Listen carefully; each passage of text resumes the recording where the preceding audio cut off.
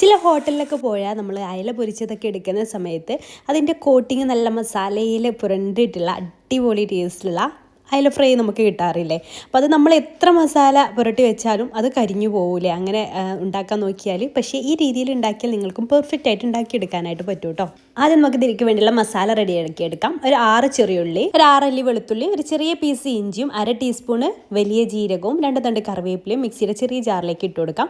അതിലേക്ക് ഒരു 3 table spoon മുളക് പൊടിയും 1/2 ടീസ്പൂണ് മഞ്ഞൾപ്പൊടിയും ചേർത്ത് കൊടുക്കാം. മുളക് പൊടി 3 ടേബിൾ സ്പൂൺ ഞാൻ കാശ്മീരിയും കൂടെ മിക്സ് ചെയ്തിട്ടാട്ടോ ചേർത്തിട്ടുള്ളത്.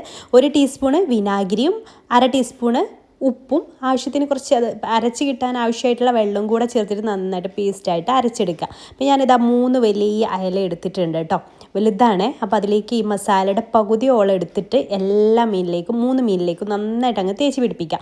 ഒരുപാട് കോട്ട് ചെയ്തെടുക്കണ്ട, ഒരു ആവശ്യത്തിന് എല്ലാ ഭാഗത്തേക്കും മസാല എത്തുന്ന രീതിയിൽ ഒന്ന് കോട്ട് ചെയ്തെടുത്താൽ മതി കേട്ടോ.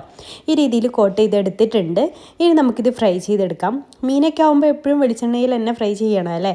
അപ്പോൾ ഞാൻ വെളിച്ചെണ്ണ ആക്കി കൊടുത്തിട്ടുണ്ട്. അതിലേക്ക് ചൂടായതിന് ശേഷം മീനിട്ട് കൊടുക്കുന്നുണ്ട്. അങ്ങനെ 3 ഒരുമിച്ച് അങ്ങ് ഫ്രൈ ചെയ്തെടുക്കുകയാണ്.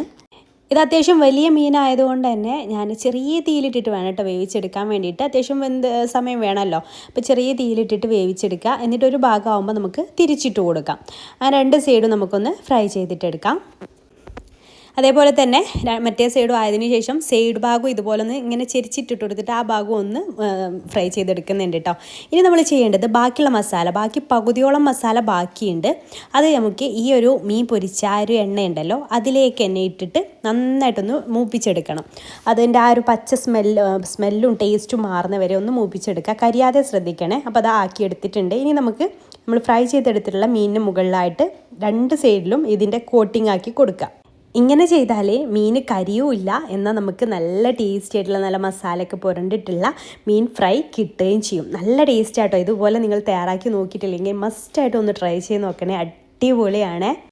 അപ്പോൾ എല്ലാത്തിൻ്റെയും ഒരു ഭാഗമാക്കി ചെയ്തതിന് ശേഷം മറ്റേ ഭാഗത്തും ഇതേപോലെ തന്നെ മസാല ഒന്ന് കോട്ട് ചെയ്ത് കൊടുക്കാം.